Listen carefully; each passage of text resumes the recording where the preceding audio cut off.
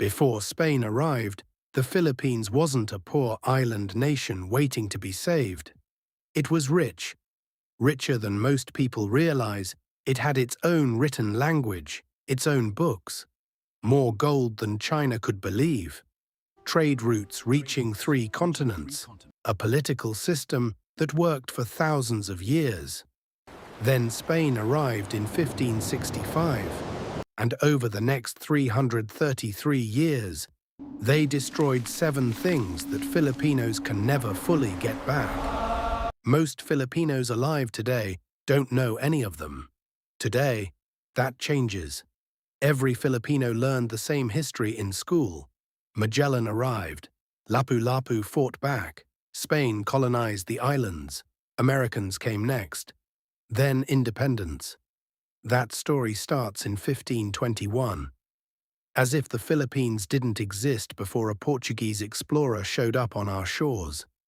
As if 50,000 years of Filipino civilization just didn't happen. That wasn't an accident. Spain made a decision, a calculated, deliberate decision, to erase everything that came before them. Because a people who remember their greatness are a people who resist. So here are the 7 things they destroyed. Before we go deeper, our goal on this video is to get 500 likes and share your thoughts in the comments. Subscribe to the channel. Thing 1. Our written language before Spain. Filipinos had their own writing system. Baybayin. When Spanish missionaries first arrived and saw it, they were shocked. They wrote back to Spain describing something they didn't expect to find. A people who were almost entirely literate, men, women, and children, all reading and writing in their own language. This wasn't primitive scratching on cave walls. Baybayin was a fully developed script, used for legal documents, poetry, trade agreements, and historical records. The Laguna copper plate, dated 900 CE, is the oldest known written document in Philippine history. Written in Old Malay using an Indian-influenced script, mentioning kingdoms, debt forgiveness, and trade connections. This was a civilization with written laws, complex financial systems, bureaucracy. So what did Spain do? They replaced it. Latin script became the standard for everything. Churches, legal documents, schools, all Latin. Within 2 generations, Baybayin was forgotten, and when the language died, the memory died with it. Spain didn't just erase a writing system, they erased the Filipino people's ability to write their own history. Thing 2. Our gold. In 1001 CE, Raja Kiling of Butuan sent envoys to the Chinese imperial court. The Chinese scholars who met them were stunned. They wrote that Butuan had more gold than Sumatra, which was already famous across Asia for its wealth. Houses decorated with gold, everyday items made from gold, even slaves wearing gold jewelry. This wasn't legend. This was documented by the Chinese imperial court. Archaeological excavations across the Philippines confirmed it. The golden tara of Agusan, the gold death masks of Oton, the ornaments of Mactan. Filipino goldsmiths produced work that matched anything being created in Europe or Asia at the same time.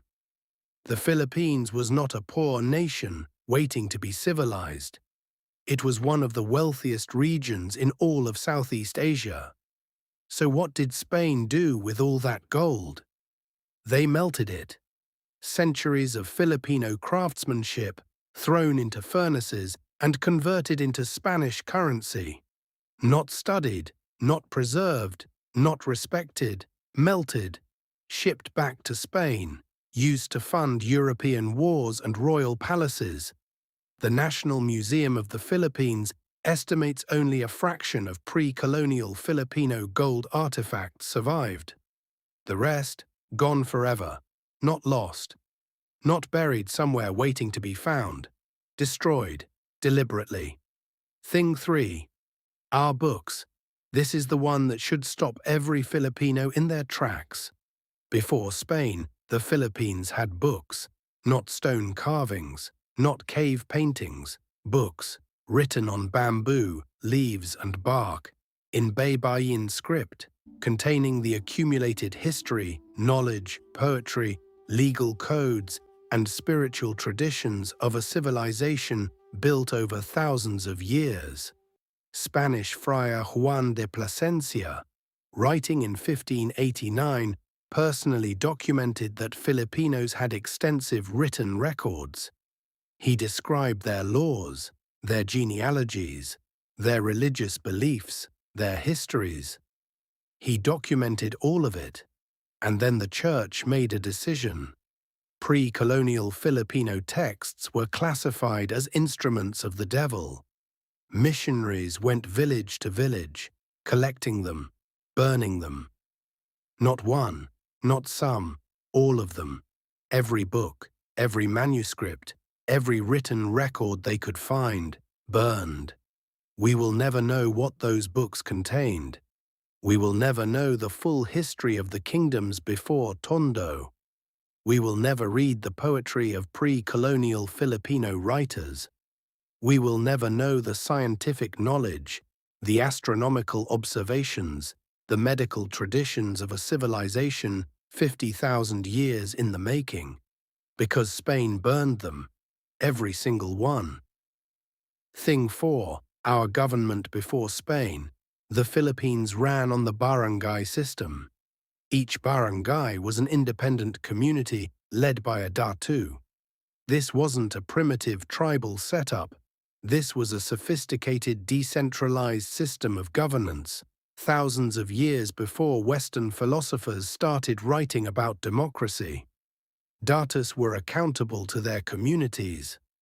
A datu who abused his people could be removed. Disputes were resolved through established legal codes. Trade agreements between barangays were legally binding. And here's what most Filipinos don't know. Women held real political power. The babaylan, female spiritual and political leaders, held authority that entire communities respected and followed. Datu wives participated in governance. Women could own property, inherit titles, and lead communities. Spain replaced all of it overnight. Filipino datus were absorbed into the colonial hierarchy, stripped of real authority, and converted into tax collectors for the crown. The babaylan were specifically targeted by the church as witches. Their authority systematically destroyed. The political system that had governed Filipino life for thousands of years, gone in a single generation. Thing 5. Our spiritual tradition. Before Christianity, Filipinos had anitism, not primitive superstition, a sophisticated spiritual system that connected the Filipino people to their ancestors, their land, and their community.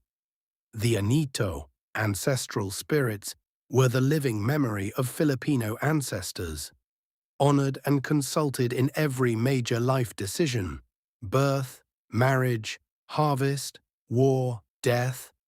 The babaylan were the keepers of all of it.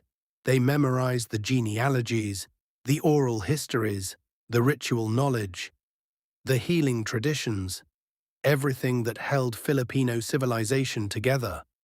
Spain classified all of it as devil worship. Missionaries burned the Anito figures, destroyed the ritual objects, built churches directly on top of sacred sites. Filipino communities were forced to convert. And the babaylan, the last living keepers of pre-colonial Filipino knowledge, were hunted, labeled as witches, and eliminated. The women who had memorized what the books contained, gone. The healers who knew what the land could provide, gone. The historians who remembered what the kingdoms had built, gone. Within one generation. Thing 6. Our trade empire before Spain. The Philippines was at the center of Asian trade. Filipino merchants sailed to China, Japan, Borneo, Java, India, and the Arab world. The Kingdom of Tondo had formal diplomatic relations with the Ming dynasty. Butuan's trade connections reached as far as Egypt. Archaeologists found Egyptian beads in Butuan excavations dated to the 10th century. The Philippines was not at the edge of the ancient trading world. It was at the center of it. Filipino ships, the Barangay, were engineering masterpieces. Outrigger vessels capable of open ocean navigation, carrying Philippine gold, pearls, and agricultural goods across thousands of miles of open water. Spain ended all of it.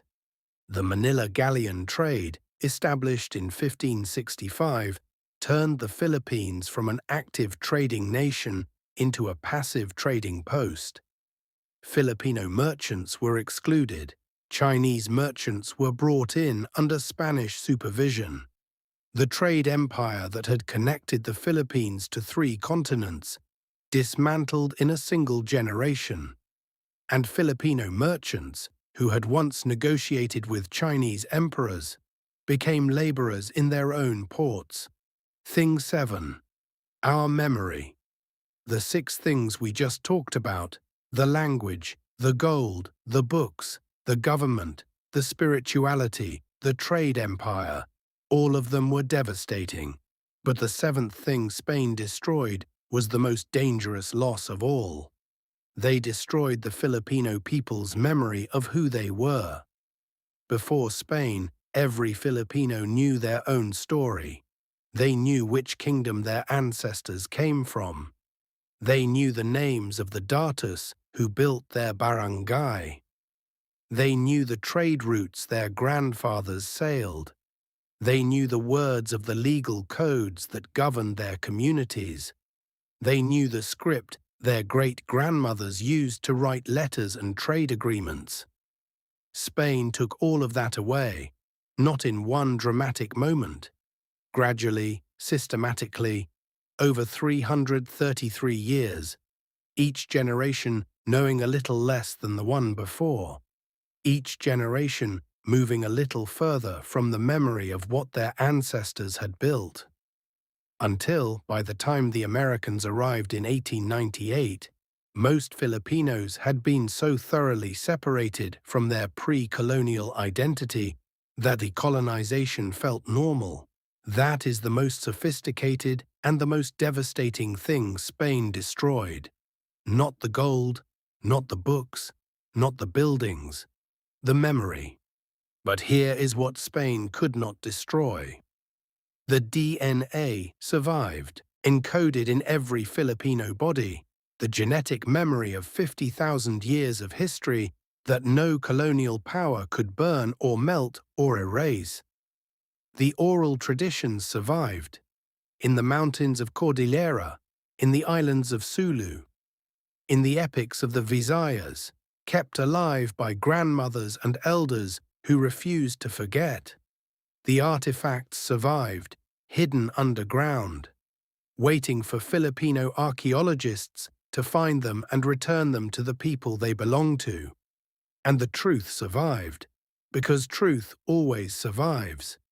You are not a product of 333 years of Spanish colonization. You are the product of 50,000 years of Filipino civilization. And no empire, past or present, can ever take that from you. Before we end, which of these 7 things hurts you the most as a Filipino? Tell me in the comments. Share this video with every Filipino you know. Because recovering this memory is not just history, it is who we are. Subscribe, because every week we go deeper into the story they tried to erase.